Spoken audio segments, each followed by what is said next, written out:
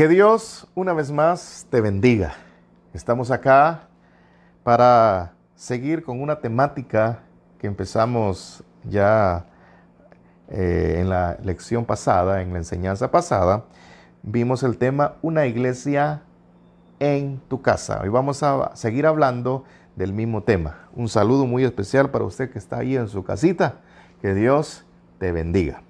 El tema, una iglesia en tu casa. Estamos viendo en este momento la segunda parte de esta enseñanza. Decíamos en la enseñanza pasada que en el siglo I después de Cristo, la iglesia se reunía en su casa. Los hermanos que se convertían al cristianismo, la primera iglesia, por ejemplo, en el día del Pentecostés, estuvo en el aposento alto, en una casa. La iglesia siguió predicando el evangelio, pero ellos se reunían, dice, por las casas, o se reunían en las casas.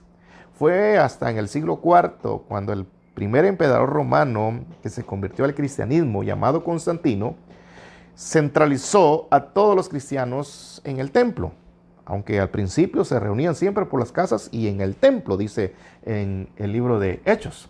Sin embargo, después se quedó acostumbrándose solo en el templo con el tiempo, y hoy por hoy pues mucha gente pues se quedó solamente radicado en el templo y creyó que el templo es el único lugar para adorar. Pero estamos viendo que la Escritura nos enseña que habían iglesias en casa al principio.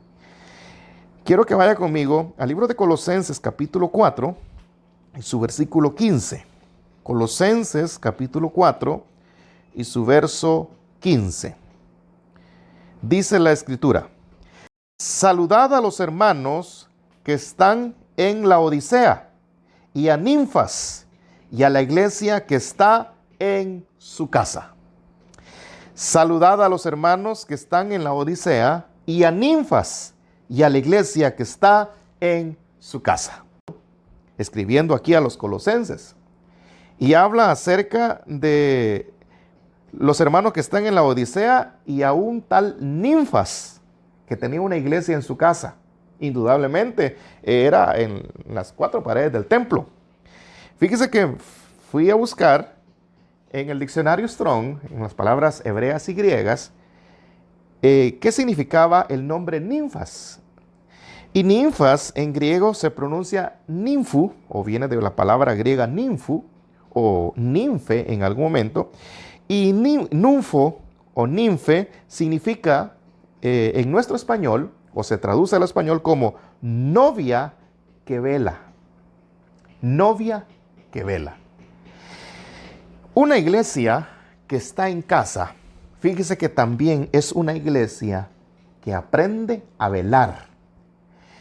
Decía el apóstol Pablo aquí: saluden o saludad a los hermanos que están en la Odisea, y a Ninfas, y a la iglesia que está en su casa.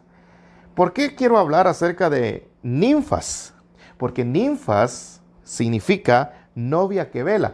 Yo creo que la gente que aprende a reunirse en su casa como iglesia, no cualquier reunión, sino como iglesia, es una iglesia que también aprende a velar. Le recuerdo, usted y yo somos el cuerpo de Cristo, somos la iglesia, pero también la Biblia dice que usted y yo somos la novia, somos incluso la esposa del Cordero. ¿Qué significa Ninfas? Novia que vela. Una iglesia que está en casa aprende como novia del Cordero a velar siempre.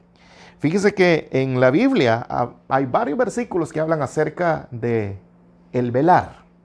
Por ejemplo, en Mateo capítulo 24 y su versículo 40, dice la Escritura: vino luego a sus discípulos y los halló durmiendo, y dijo a Pedro: así que no habéis podido velar conmigo una hora, velad y orad, para que no entréis en tentación. El espíritu a la verdad está dispuesto, pero la carne es débil. Aquí Jesús viene y les dice a sus discípulos: velad y orad. ¿Qué significa la palabra velar? Bueno, en griego la palabra velar se pronuncia más o menos así: Gregorio, como el nombre Gregorio en español, ¿verdad? Gregorio lleva un UO al final. Pero Gregorio o velar en español significa mantenerse despierto o despertar. Una iglesia que está en casa es una novia que vela, así como ninfas, novia que vela, aprende a velar. Y aquí Jesús les da un consejo a sus discípulos. Les dice, velad y orad para que no entréis en tentación. El espíritu a la verdad está dispuesto, pero la carne es débil. Una iglesia que vela es una iglesia que está pendiente, que está a la expectativa, está despierto. Es una iglesia que no está dormida. Y fíjese que en casa nosotros podemos ser la novia que vela, como ninfas. Es una novia que está pendiente, es una iglesia que está pendiente que si Cristo viene hoy, yo me quiero ir con Él. Fíjese que dice la Biblia en Primera de Pedro, capítulo 5, versículo 8, dice, sed sobrios y velad, porque vuestro adversario el diablo, como león rugiente, anda alrededor buscando a quien devorar. Decía en la anterior enseñanza de que lastimosamente algunas personas que no tienen la costumbre de estar en las casas alabando al Señor, reuniéndose para adorar al Señor, y que tienen solamente la costumbre de estar en el templo, en culto en el templo, tienen el riesgo de que se puedan morir espiritualmente. Hay mucha distracción. Hay gente que dice, no, pero aquí estoy en mi casa, aquí no es la casa del Señor. Pero usted puede convertir su casa en la casa del Señor, una iglesia en casa. Le recuerdo, así se reunían los primeros cristianos. Saludad a la iglesia que está en su casa, y dice saludad a ninfas y a la iglesia que está en su casa. La iglesia que vela, una novia que vela. Le decía que velar en nuestro español se entiende por estar a la expectativa que si Cristo viene hoy, yo me voy a ir. Estar a la expectativa de que en cualquier momento Cristo puede venir. Fíjese que si uno está con esa expectativa, obviamente vamos a pecar menos. La palabra velar, obviamente, también se ha utilizado como las vigilias. Y es correcto. La Biblia nos enseña que hay 4 vigilias. En la Biblia, al menos el pueblo de Israel, pues dividía la noche en 4 vigilias, o lo divide en 4 vigilias, de 6 a 9 de la noche, en la primera vigilia, de 6 de la tarde a 9 de la noche, de 9 a 12, la segunda vigilia, de 12 a las 3 de la tarde, y de 3 de la tarde a las 6 de la mañana, la cuarta vigilia. O sea que cuando usted y yo hemos ido a los templos a adorar al Señor, y si estamos hasta las 9 de la noche, hacemos 2 vigilias. ¿Por qué? Hacemos la primera vigilia de 6 a 9.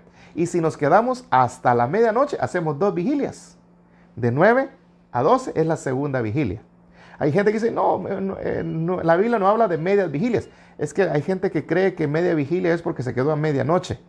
Hay que quedarse toda la noche. No, si se quedó toda la noche, hizo 4 vigilias, según lo que la Biblia nos enseña.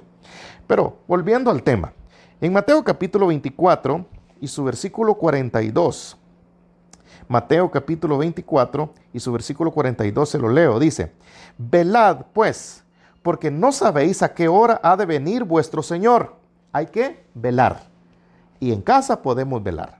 Dice, verso 43, pero sabed esto, que si el padre de familia supiese a qué hora el ladrón habría de venir, velaría y no dejaría minar su casa.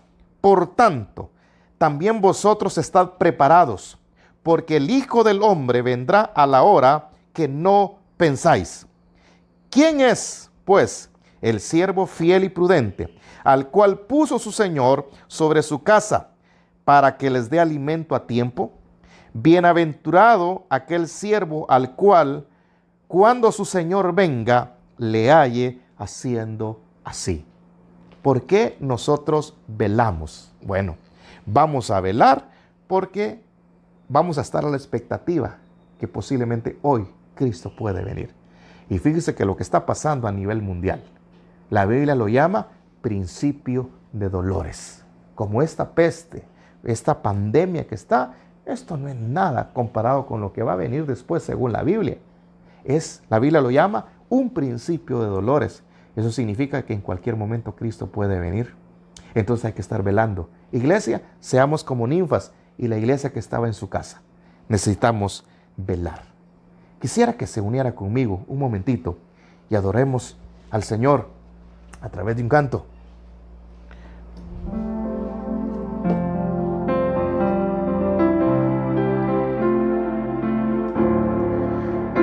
Voy a invitar a que le digas al Señor: renuévame, Señor Jesús.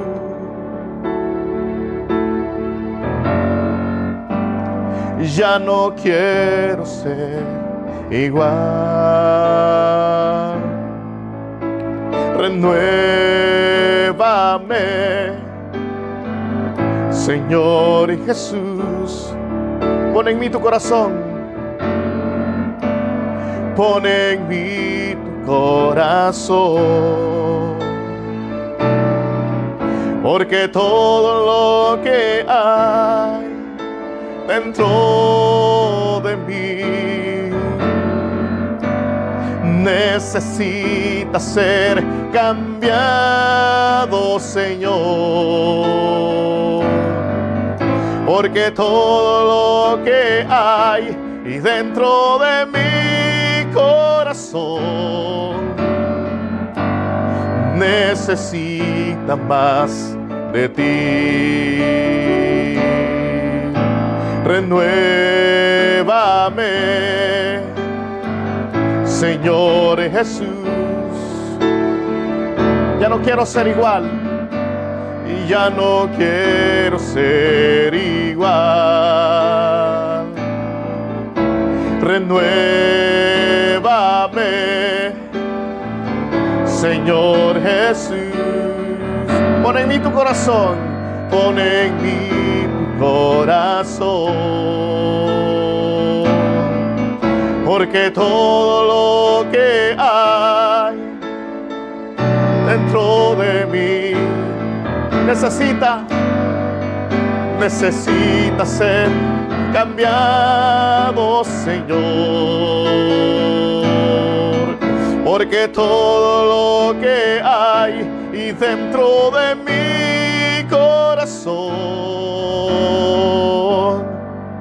necesita más de ti. Yo necesito más de ti.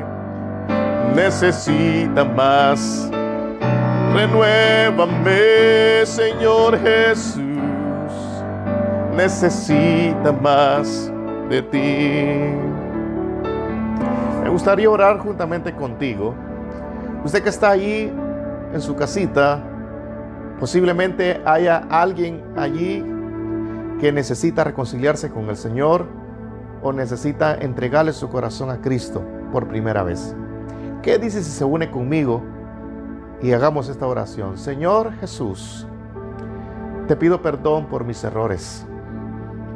Reconozco que no he sido una iglesia. Reconozco que todavía no soy parte de la iglesia. Pero en esta hora te pido perdón. Entra en mi corazón. Yo quiero ser parte del cuerpo de Cristo. Yo quiero ser parte de la iglesia. Quiero servirte. Quiero hacer tu voluntad. Yo te recibo como mi único y suficiente Salvador. Quiero agradarte. Quiero hacer tu voluntad. Gracias, Señor, en el nombre de Jesús. Amén. Que Dios te bendiga. Si usted hizo esta oración conmigo, me gustaría que se reportara, que nos comunicara ahí de repente en los comentarios o por algún mensajito y diga: yo me he reconciliado con el Señor, yo he recibido a Cristo. Dios tiene planes para ustedes. Dios tiene planes para nosotros. Dios les bendiga, mis hermanos, ustedes que se han unido ahí para adorar el nombre del Señor. Los felicito, sigámoslo haciendo, que Cristo en cualquier momento puede venir. Que Dios te bendiga.